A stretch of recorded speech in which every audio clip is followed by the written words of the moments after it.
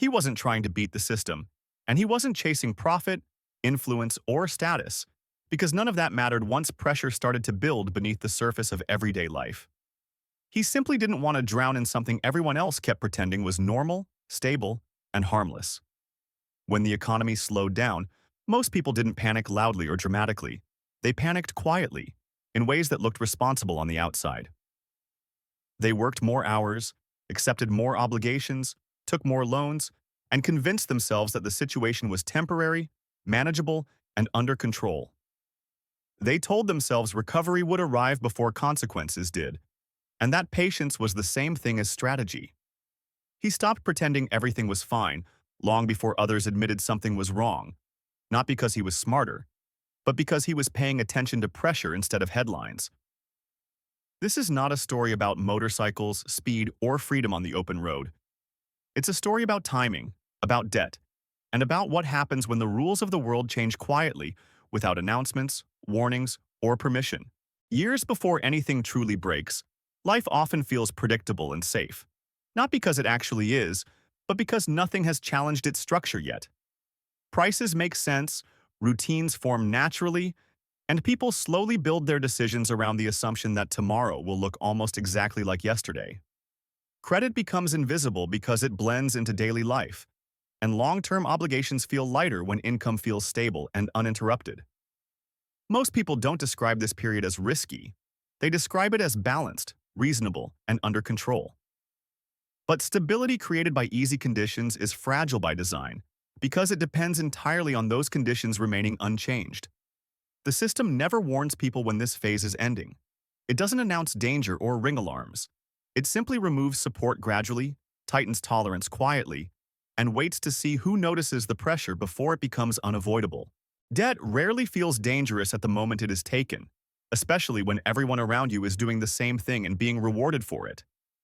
Financing looks like progress, leverage feels efficient, and long-term promises seem reasonable when short-term pressure is low and income feels stable. The real danger doesn't come from irresponsibility, it comes from normalization. When risk becomes common, it stops being questioned, and when it stops being questioned, it quietly embeds itself into daily decisions. People stop asking what happens if conditions change, not because they are careless, but because conditions have not changed for a long time. This is how systems accumulate vulnerability slowly, without forcing anyone to make a decision that clearly looks wrong in the moment. The first signs of stress are almost never dramatic enough to trigger panic, which is exactly why they are so easy to ignore.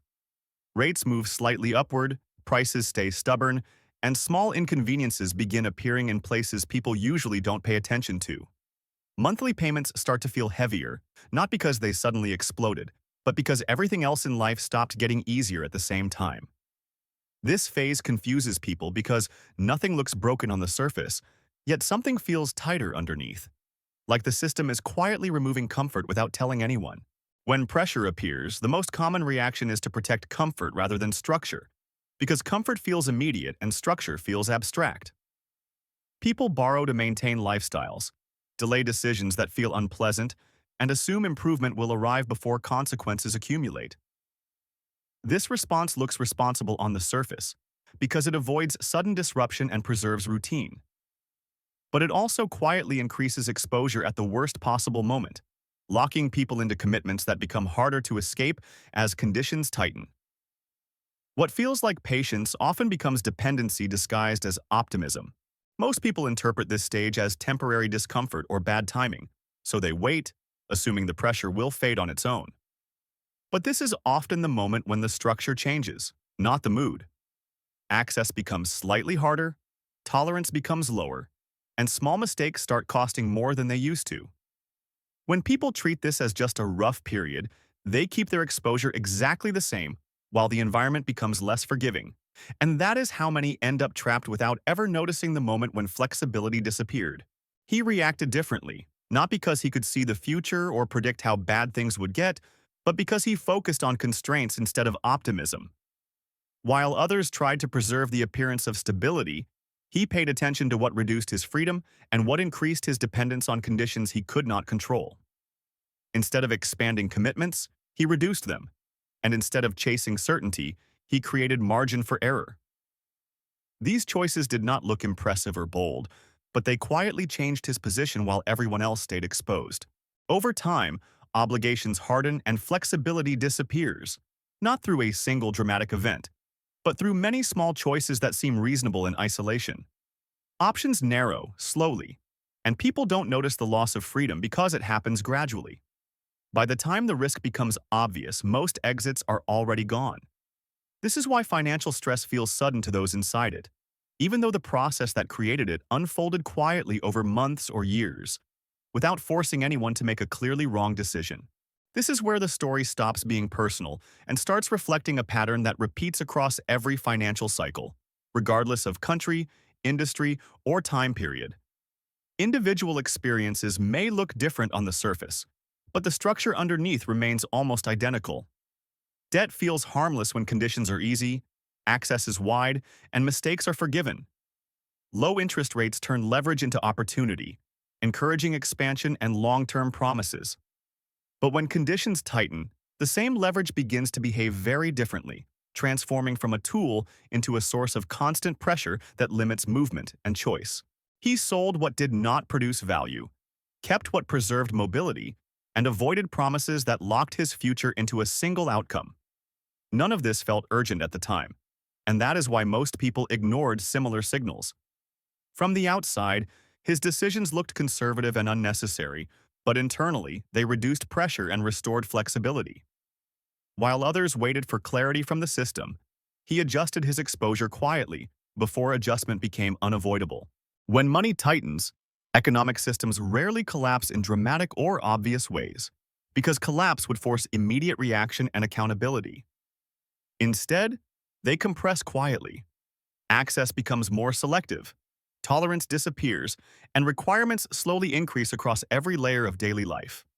Loans that were once easy to renew become harder to refinance, approvals take longer, and small mistakes begin carrying larger consequences. From the outside, everything still looks functional, but internally the system is operating with far less flexibility than before, and that loss of flexibility is where pressure begins to build. The real risk was never the loan itself or the decision to borrow, but the assumption that the environment supporting that decision would remain stable and forgiving. When that assumption quietly breaks, stress spreads faster than understanding. Payments remain, but tolerance disappears. Options that once existed without effort now require sacrifice. This transition is rarely announced or explained, which is why so many people experience it as sudden, even though the process unfolds gradually and predictably beneath the surface. Most people do not fail because they are lazy, careless, or incapable of understanding what is happening around them. They fail because the system rewards comfort more consistently than resilience, especially during long periods of stability. Short-term relief feels productive, while long-term positioning feels unnecessary and abstract. Waiting appears responsible, patience looks mature, and optimism is socially encouraged. Over time, this behavior becomes normalized, and people learn to ignore early warning signs because nothing bad happens immediately when they do. This phase is especially dangerous because it feels manageable for longer than it actually is. People adapt to pressure instead of questioning why it exists, and stress becomes normalized as part of everyday routine. Promises made under easy conditions suddenly carry more weight, not because anyone changed the rules, but because the environment became less forgiving. The system does not announce this transition or explain it. It simply expects everyone inside it to adjust, even as the margin for error continues to shrink. The economy does not respond to effort, intention, or belief, no matter how strongly people want it to. It responds to structure. Liquidity, margin, house, and flexibility matter more than confidence, predictions, or motivation. Systems reward those who leave room for error, not those who assume conditions will remain friendly. This is why survival during periods of volatility is rarely about timing a crash correctly. It is about limiting exposure before conditions force adjustment. By the time reality forces change, flexibility has already disappeared. Options that once existed quietly without effort now require sacrifice, speed, or loss. What makes this process dangerous is that it never feels urgent until it becomes unavoidable. People adapt to pressure instead of escaping it, and adaptation slowly replaces choice. When the environment finally demands adjustment, most individuals discover they are reacting inside the system rather than acting ahead of it. People who understand this do not need to be right about the future, predict every move of the market, or win every decision they make. They only need to avoid being trapped by promises and commitments that depend on a single outcome staying favorable. When uncertainty increases, optionality becomes protection because the ability to change direction matters more than confidence in one path. The freedom to reduce exposure, step back, or adapt quietly creates resilience long before pressure becomes visible.